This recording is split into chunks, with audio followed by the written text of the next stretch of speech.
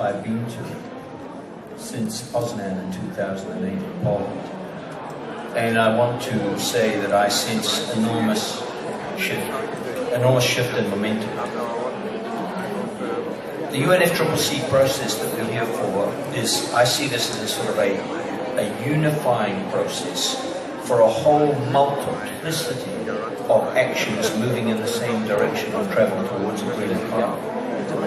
And I think it's very wrong to judge mankind's response to this challenge solely by the very difficult negotiating process going on here, because I think if you look beyond that, you can see enormous progress on multiple levels. Certainly, in terms of my country, we would never have an emissions trading scheme, but for the need to respond to the international framework of the convention. So it is a central unifying theme, but it goes much deeper than this. And I've been inspired today, Mr. President, that I will need to go back to my grandchildren. I have 4 grandchildren. I have to admit right now they're more interested in me reading them fairy stories. But since you're going to teach your grandchildren about this, I will, on return, start to explain the pros and the cons of GWP 100 as a metric for combating anthropogenic greenhouse gases. I'm sure they will be delighted.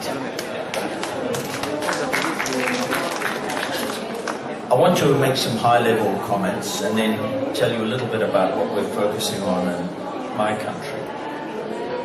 At the highest level, the big political takeaway that I have is I struggle with the word here. Priority is not strong enough. Overwhelming priority might be one way of saying it. Is to decarbonize the energy sector of the planet.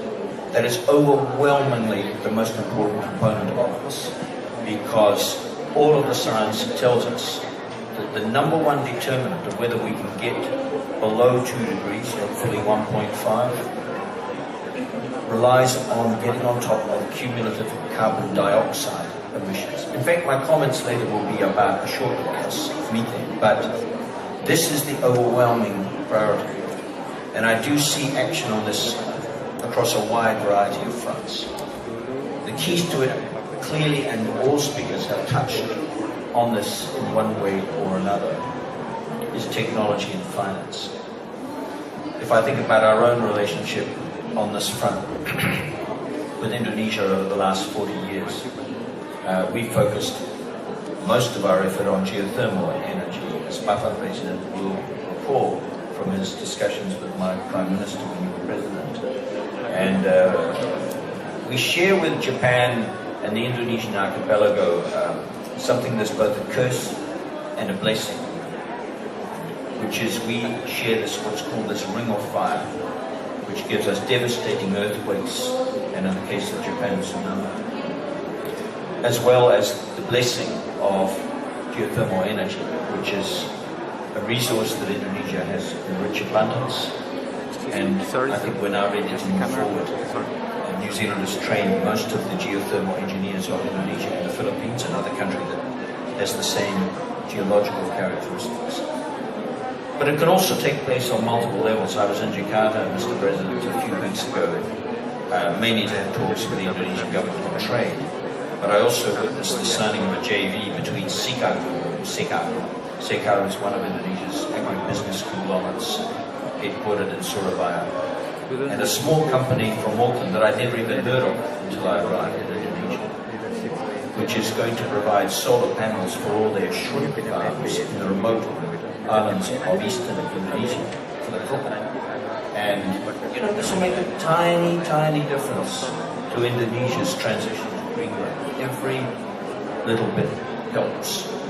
And of course will also displace diesel generators in these islands concerned. Sticking to the high level, if you accept the point that I and others make, that the absolute priority is to decarbonize the world's energy sector, finance goes along with technology as the absolute key. I have no doubt that the developed countries will be able to meet their obligation. of $100 billion by 2020 for climate finance. I have no doubt about that whatsoever, for reasons I will elaborate on here. But actually this is a drop in the bucket compared with what we really need to do, which is to attract private sector financing into decarbonizing the planet's economy. You heard some figures from the gentleman from UNEP. The figure in my head is that total private capital markets are around $238 trillion. So accessing only a small percentage of that for this energy transformation will dwarf $100 billion. Now, whether these companies are Indonesian conglomerates or American conglomerates, they don't give the money away. It is our job to attract investment into clean energy. So the issue of finance is much broader than just a donor-oriented view. And I want to give you an example that I'm quite proud of, which shows this in microcosm, where the European Commission and New Zealand sponsored a conference at the end of 2013 in Auckland for these tiny Pacific Island countries which face such challenges here, called the Pacific Energy Conference. And we raised for them about half a million US dollars, 656 million Kiwi, which is about $500,000 US dollars, which for countries with thousands of people only is a significant sum of money. The absolute key to this was, apart from inviting countries of goodwill, like the Europeans, Australia, World Bank as an institution and others, was these small developing countries in the Pacific did not just come to Auckland saying we want money. We had helped them with capacity building measures, as had the Commission, to develop concrete projects which then attracted this money. So this is not just a one-way street, ladies. I'm not giving you a hardline view when I say this. The developed countries can help even the smallest developing countries fashion projects through capacity assistance. And this is what will unlock really serious money. And we've been able to do things like, for example, completely transform the tiny states of Tuvalu and Tokelau from 100% diesel to 100% solar. And for these small island countries, and I'm sure it would be a similar story for the small island countries of the Caribbean, diesel was occupying 10% of their GDP, so there's a big economic development co-benefit. Equally, in terms of the enabling environment, New Zealand Prime Minister presented to Christiana Figueres a few days ago at the Leaders' Summit a declaration on fossil fuel subsidy reform. Now, Indonesia has taken political leadership here. Indonesia has undertaken very serious reform, and I believe from my discussions with my friend Witula, it will not be the last step Indonesia takes in this direction.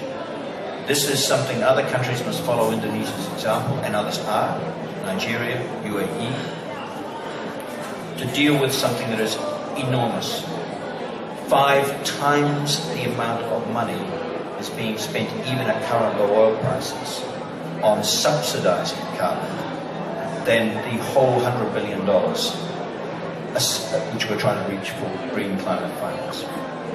So it's very much about getting the price signals right to create an environment that will attract not just donor funds, but the massively larger amounts of capital required to ensure that as the great emerging economies of the world, China, India, Indonesia, now start to invest in the 21st century, they invest in clean energy. This is absolutely crucial because it is very difficult to deal politically and economically with stranded assets from past infrastructure that took no account. Finally, in terms of our particular focus, well, we basically decarbonized our electricity sector. Over 80% of our electricity is renewable. We hope to get up to 90% in a few years' time. We're waiting for technology to give us opportunities to leverage that renewable energy in our non-electricity energy sector, particularly transport. and we set up an institution called the Global Research Alliance on Agriculture Emissions, which is making tremendous progress on agriculture emissions, which is 14%, about percent of global emissions. So what I see is, to sum up, is enormous momentum behind this whole movement. UNFCCC is the center point, the thematic point of it. But it's much, much broader than that. And I remain, Mr. President, doggedly optimistic that with continued movement in this direction, continued technology improvement, which seems to be only rational to assume, we can finally achieve this objective of limiting greenhouse gas warming to a safe that not just your grandchildren and mine, but their grandchildren will be safe. Thank you.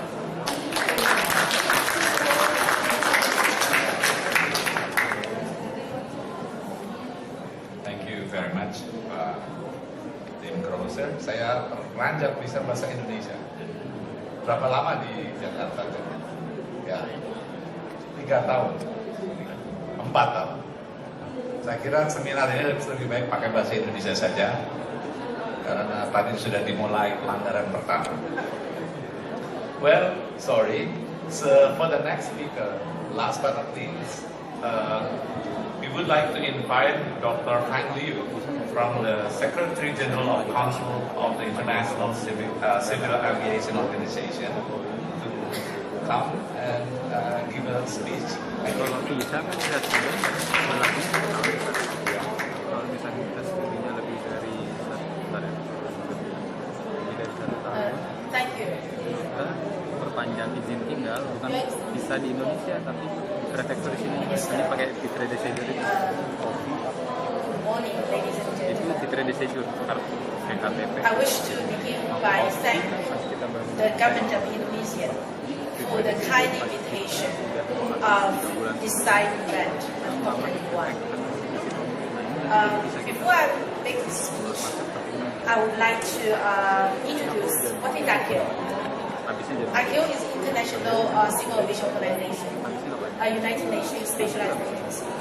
Sets up the standards, rules and procedures for the international civil aviation, covering passengers, traveling passengers, air cargo, aircraft, airports, and aviation service providers. So, our previous distinguished speakers already covered overall issue, and today I will talk about one sector, aviation sector, and how our sector to contribute the sustainable development goal, and how we make aviation green. International aviation across national boundaries in all its aspects. International aviation is about global, harmonized rules and processes that allow for safe, secure, and sustainable transport, not within countries, but among countries. For that, the Convention on International Civil Aviation was signed in 1944, and since then, more than 12,000 international standards have been adopted by ICAO and implemented worldwide. This progress can only be achieved through consensus and cooperation. In its daily work, ICAO cooperates with states, aviation industry, environment NGOs, and other UN bodies. And through cooperation, we have realized a harmonized vision for our future and how to get there. International aviation contributes to all 3 pillars of sustainability. From a social perspective, going back to ICAO's founding document, the International Civil Aviation Convention, it was recognized that the future development of international civil aviation can greatly help to create and preserve friendship and understanding among the nations and peoples of the world. Today, more than 3 billion passengers per year are safely transported by air worldwide, supporting about 60 million jobs, and this is forecast to grow at 4.4% every year in the coming years.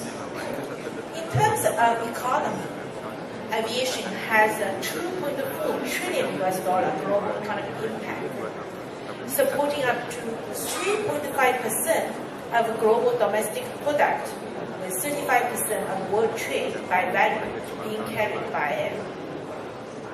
Aviation is a fast, reliable, and safest mode of transportation, and there are no comparable alternatives for long-haul passenger transportation. Yet, aviation as a sector contributes to around 2% of global human-made CO2 emissions, of which around 65% from international aviation. IQ's environmental work contributes to 10 out of 17 Sustainable Development Goals of 2030 Development Agenda, which just adopted by leaders of all the states around the world this last September in New York at the United Nations Development Summit. IQ's contributes these 10 SDGs, such as use of more clean and renewable energy, taking on climate change, and enhancing partnerships for the achievement of goals. Environment protection is one of the strategic objectives of IQ. Thus, to ensure the quality of environment, all IQ contracting states agreed on 3 aviation environmental goals. First, limit or reduce the number of people affected by significant aircraft noise. Second, limit or reduce the impact of aviation emissions on local air quality. Third, limit or reduce the impact of aviation greenhouse gas emission on the global climate. These goals acknowledge that we need to maintain compatibility between safe and orderly growth while ensuring the quality of environment in the aviation field. ICAO has a goal and ICAO has a plan. Our goal is carbon neutral growth from 2020, which is fully aligned with industry 2020 goal. Our plan consists of implementing a basket of measures, including aircraft technological and operational improvements, air traffic management efficiency, use of sustainable alternative fuels, and global market-based measures. Design and implementation of this basket of measures require exemplary cooperation between governments and private sector. In the past 3 years, IQ has made tremendous progress on all elements of the emissions mitigation measures now being pursued. It also includes the finalization of a new CO2 certification standard for aircraft by 2016, air traffic management improvements leading to more efficient operations and facilitating development and deployment of sustainable alternative fuels. Another important aspect of this mitigation measure is the global market-based measure scheme for international aviation. I would like to bring to your attention that, as requested by our last assembly in 2013, the next assembly in September 2016 will consider a recommendation on the global market-based major scheme that addresses key design elements and implementation mechanism from 2020.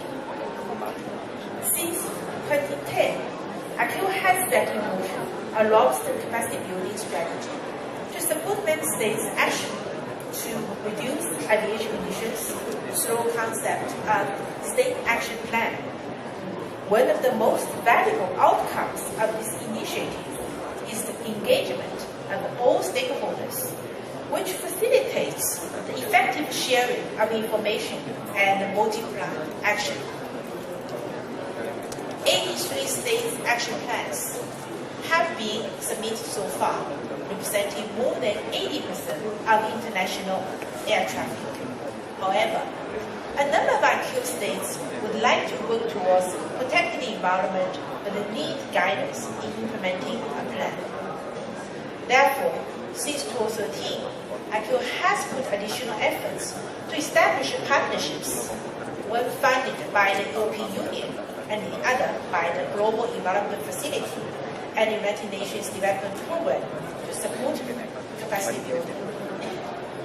The EU assistance project will focus on assisting 14 states, 12 in Africa and 2 in the Caribbean, to develop their state action plan and a data monitoring system and implement mitigation measures to reduce CO2 emissions.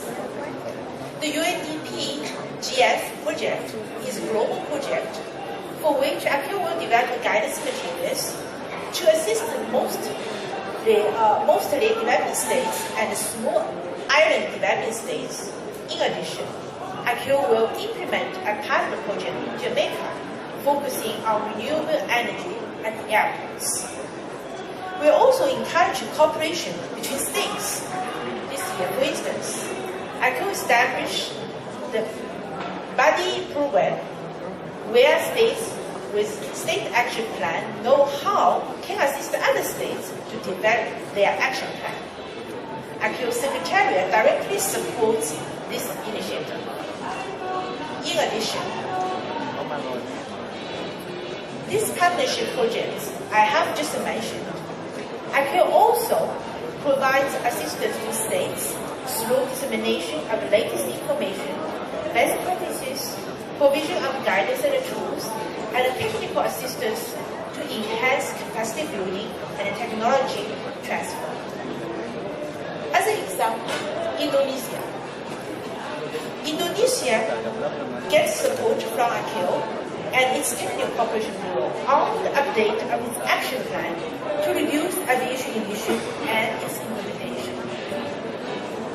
ICAO assists Indonesia to develop its updated action plan that has been submitted in June 2015. This plan includes all different categories of measures, such as alternative fuels, operation measures, air traffic management, and etc. For all these reasons, international aviation is special. We hope to be a source of inspiration, and most importantly, we will continue to provide leadership in limiting and reducing emissions from international civil aviation. This is what our Assembly requested, and this is what we are determined to achieve toward an environmentally sustainable international aviation. Thank you very much.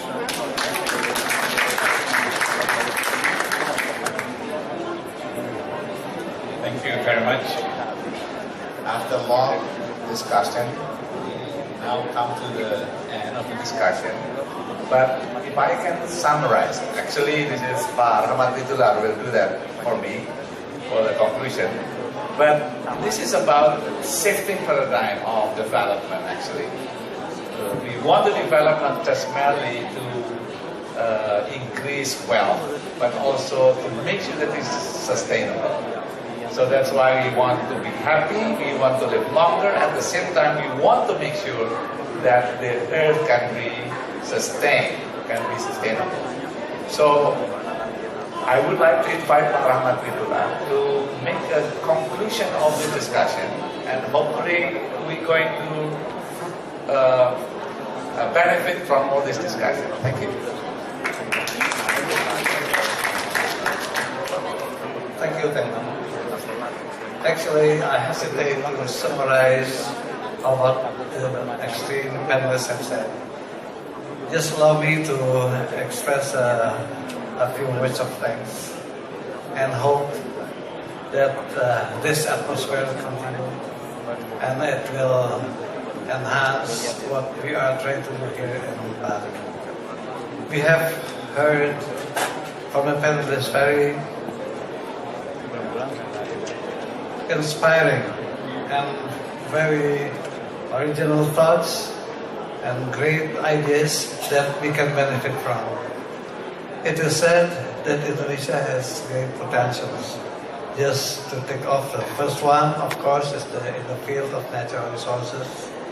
Then again, in the field of the human element, we have a great number of people who are being educated.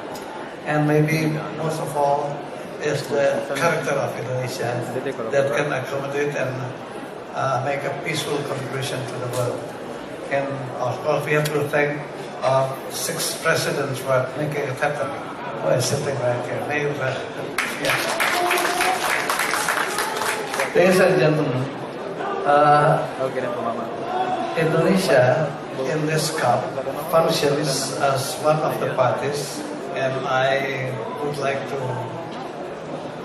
mention that we are not, we are one of the instigators of this COP, because in a historical sense, although Duta Besar Tim Russell has been has left, just for your information, I left and the others left because just across the boulevard there's a high-level segment for national statements being read by the heads of delegations, one by one, as chaired by the president. So I did beg your pardon that I left, and Miss Madam Julie Bishop is also there reading their statements. But Indonesia has been saying we have the strategy of trying to to project 2 targets at once. And this one is how to make the co-benefit of the world with the benefit of the national itself. It is something that I have learned 10 years ago when I was serving under Professor Dr. Yudhoyono when we had the COP in Bali, and that was also mentioned all over the place, even in this COP. So we are now in the historical juncture. I hope that this COP21 will be the combination of COP13 of Bali with a closing agreement that will give us more opportunity for growing. And the group today is the group of low carbon development, the group of green growth. That's the institute is the president of this institute.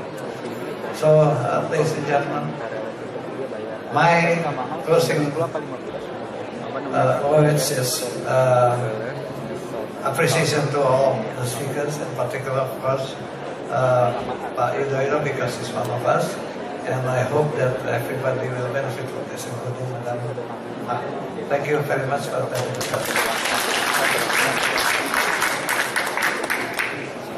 Thank you very much. So, to conclude very briefly, the conference is not about learning to know what's going on in the world, but also learning to be, what kind of role we're going to take, and then also learning to do from others, what would be the best role, and then finally learning to live together sustainably. Thank you very much, SBA. Thank you very much, Dr.